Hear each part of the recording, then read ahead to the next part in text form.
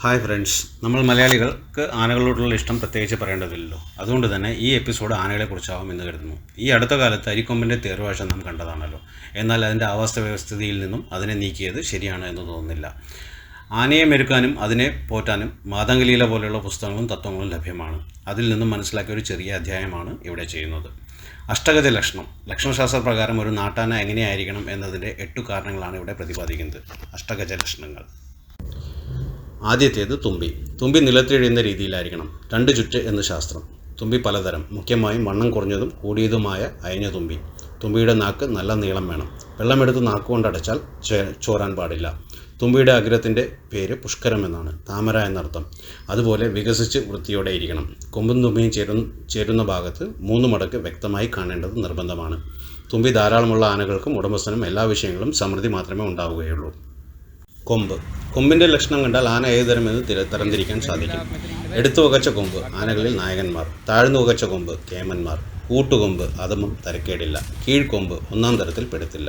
കൊമ്പിൻ്റെ നിറം തേൻ നിറമായിരിക്കണം, വെള്ള ആയിരിക്കരുത്. കണ്ണിന് പ്രധാനമായും 2 നിറം. നാരായണ പക്ഷിയുടെ നിറം തേൻ നിറം, രണ്ടും അത്യുത്തമം. ലക്ഷണപ്രകാരം ആനയുടെ കണ്ണിന് തകരാറുണ്ടായാൽ ഉടമസ്ഥൻ്റെ ഭാര്യയ്ക്ക് അസുഖമുണ്ടാകും എന്നാണ് ശാസ്ത്രം. വായുകുംഭം. മുന്നിലേക്ക് മറിഞ്ഞു വളർന്നു വികസിച്ചത് അത്യുത്തമം, ഗാംഭീര്യതയെ സൂചിപ്പിക്കുന്നു. തലക്കുനി. ഉയർന്നു പൊങ്ങിയ വികസിച്ച തലക്കുനി അത്യുത്തമം, രാജകീയതയെ സൂചിപ്പിക്കുന്നു. വാൽ. മടക്കില്ലാതെ നിവർന്ന് നിലത്ത് മുട്ടാത്ത വാൽ ലക്ഷണോത്തമം. വാലിൻ്റെ മുകൾ ഭാഗം, നടുഭാഗം, കീഴ്ഭാഗം എന്നിവയിൽ ഉണ്ടാകുന്ന വളവ് ഓരോ തരത്തിലുള്ള സ്വഭാവം കാണിക്കും. മടക്ക് വാലുള്ള ആന കൊലയാനയാണെന്നാണ് ശാസ്ത്രം. നഖങ്ങൾ. വെളുത്തു പൊങ്ങിയ 18 അല്ലെങ്കിൽ 20 നഖങ്ങൾ ഉത്തമം. 16, 17, 19 എന്നീ എണ്ണം നഖങ്ങളുള്ള ആനകൾക്ക് ലക്ഷണക്കുറവാണ് ശാസ്ത്രം. ചെവികൾ. തുമ്പിയുടെ വലുപ്പത്തിന് യോജിച്ച വലുപ്പം.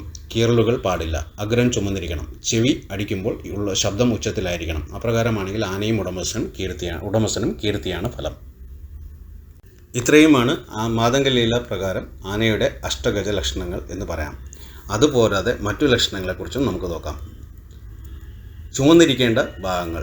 പുഷ്കരം, വായും നാക്കും, കണയുടെ അഗ്രം, ചെവിയുടെ അഗ്രം, ഗുഹ്യഭാഗം ഇവ ചുവന്ന നിറത്തിലായിരിക്കണം. ഉടലിന് നല്ല നീളം വേണം. അമരം താഴ്ന്നും നട ഉയർന്നും നിൽക്കണം. ഫലം ആനയ്ക്കും ഉടമസ്ഥനും കയറ്റമുണ്ടാകും. വായ ചെന്താമരപ്പൂവ് പോലെ വേണം. കറുത്ത പുള്ളികൾ, പാടുകൾ ഇവ പാടില്ല. കണ്ണമ്മാന്തളി പോലെ വേണം, നിലത്ത് മുട്ടാൻ പാടില്ല. പള്ളക്കണ്ണി ചെറുതായിരിക്കണം. കൈകൊണ്ടടച്ചാൽ അടയണം എന്ന് ഉപമ.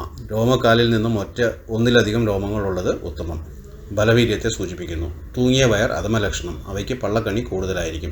മർമ്മങ്ങൾ 108, കാല് 108. കാല് തോട്ടി.